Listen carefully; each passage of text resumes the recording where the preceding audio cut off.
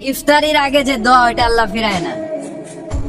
ইফতারি করার আগ মুহূর্তে আমরা যে পেঁয়াজু, আলুর চপ, বেগুনি, হ্যাঁ এগুলো খান আপনারা? রুয়াবজার শরবত খান নাকি? এই যে সাজায় রাখা হয় ডিজাইন করে, এইগুলো রেখে যখন দোয়া করেন এই দোয়াটা আল্লাহ শোনে খুব। আল্লাহ বলে, কিরে ফেরেশতারা ঘটনা কি, এত খাবার কেন? আল্লাহ রোজা রাখছে। কি চায়? আল্লাহ ক্ষমা চায়। তো খায় না যে তৃষ্ণার, তো আল্লাহ আপনার ভয়। আমারে দেখছে না, আল্লাহ আপনারা দেখে নাই। জান্নাত দেখে নাই, আমার জাহান্নাম দেখেছে আল্লাহ কিন্তু জানে। তারপরে ফেরেশতাদের মুখ থেকে বের করা হবে। সুবহানাল্লাহ পড়েন। আমার জাহান্নাম দেখেছি কিনা বলো। ফেরেশতারা বলে না, জাহান্নাম দেখে নাই। আমার জান্নাত দেখেছে কিনা বলো, জান্নাতও দেখে নাই। কিছুই দেখে নাই, আপনারেও দেখে নাই। আল্লাহ এবার খুশি হয়ে যাবে। আমার খুশির জন্য আমার ভয়ে তৃষ্ণার্ত ক্ষুধার্ত সামনে খাবার হাত বাড়ালেই খেতে পারে, গ্লাসটা তুললেই পান করতে পারে। আমার ভয়ে খায় না, আমার ক্ষমা চায়, আমার কাছে ক্ষমা প্রার্থনা করে। এখন আমার বান্দা যা দোয়া করবে, বান্দার সব দোয়া আমি কবুল করে নেব। আল্লাহর ভালোবাসা সফট কর্নার খুব গ্রো করে। যোগ বুঝে খুব মারতে হবে, ঠিক না? সময় মতো কাজ করতে হবে। সময়ের 1 ফোঁট, অসময়ের 10 ফোঁট। সময় মতো 1 ফোঁটা দিলে যেই লাভ, অসময়ে 10 ফোঁটা দিলে ওই লাভ হবে না। সময় মতো কাজ করতে হবে। ইফতারের আগ মুহূর্তে দোয়া করবেন। আমি আর ম্যাগি, জাদু ভালোবাসার দারুণ জুটি ফ্রম নেসলে। বাইনাল আযানি ওয়াল ইকামা, আল্লাহর হাবিব সাল্লাল্লাহু আলাইহি ওয়াসাল্লাম বললেন, আদ-দুআউ লা ইরাদ্দু বাইনাল আযানি ওয়াল ইকামা। আযান এবং ইকামতের মাঝখানে দোয়া করলে ওই দোয়া আল্লাহ কখনো ফিরিয়ে দেয় না। জোহরের আযান হইছে, সুন্নাত নামাজ পড়ে বসে আছেন, মুয়াজ্জিন সাহেব আসে না, ইমাম সাহেবও বের হয় না। এই সময়টা অনেকে কিছুই করে না, ঘড়ির দিকে তাকায় থাকে, মোবাইল টিপে, পাশের লোকের সাথে কথা বলে। কিন্তু এটা যে it's a very high time to make দোয়া, এটা যে দোয়া করার সবচেয়ে দামি সময়, এটা অনেকে টেরই পায় না। আযান ইকামতের মাঝখানে সময় পেলে কি করবেন? লিস্ট করবেন কি কি লাগবে।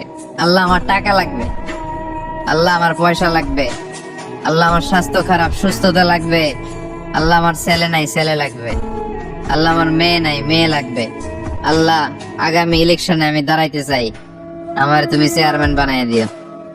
এগুলো লিখবেন। সুপার শপে গেলে কিন্তু আমরা লিস্ট করি, চাল লাগবে, ডাল লাগবে, রসুন লাগবে, পেঁয়াজ লাগবে, করি না লিস্ট?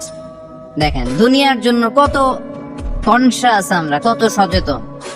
আল্লাহর কাছে কি চাওয়া লাগবে ওইটা নিয়ে টেনশন নাই, লিস্ট করবেন আর যাবেন। এরপর আল্লাহর হাবিব বললেন, দুবুরা সালাওয়াতিল মাকতুবা, প্রত্যেক ফরজ সালাতের পরে আমরা যে আল্লাহর কাছে দোয়া করি, ওই দোয়া কবুল করে কে?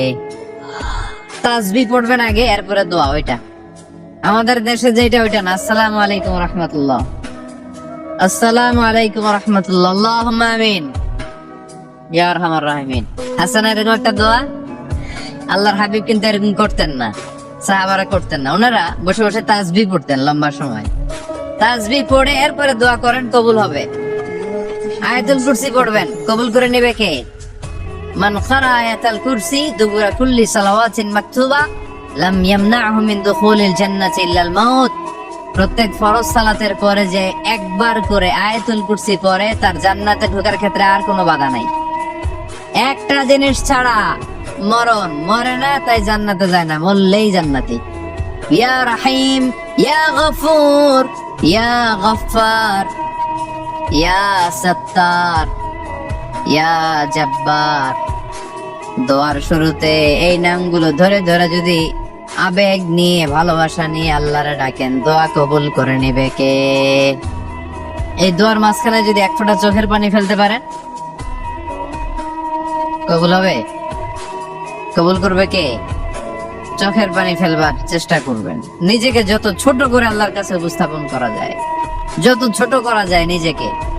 আল্লাহর হাবিব সাল্লাল্লাহু আলাইহি ওয়াসাল্লাম মহাবিশ্বের শ্রেষ্ঠতম মানুষ, তিনি দোয়ার সময় আল্লাহরে বলতেন, আল্লাহুম্মা ইন্নী আবদুক, আল্লাহ আমি আপনার দাস, আমি আপনার গোলাম, ওয়াবনু আব্দিক, গোলামের ঘরের গোলাম, ওয়াবনু আমাতিক, দাসীর ঘরের গোলাম, বান্দির ঘরের গোলাম। আমার বাবা আব্দুল্লাহ আপনার গোলাম, আমার মা আমেনা আপনার দাসী। সুবহানাল্লাহ পড়বেন না?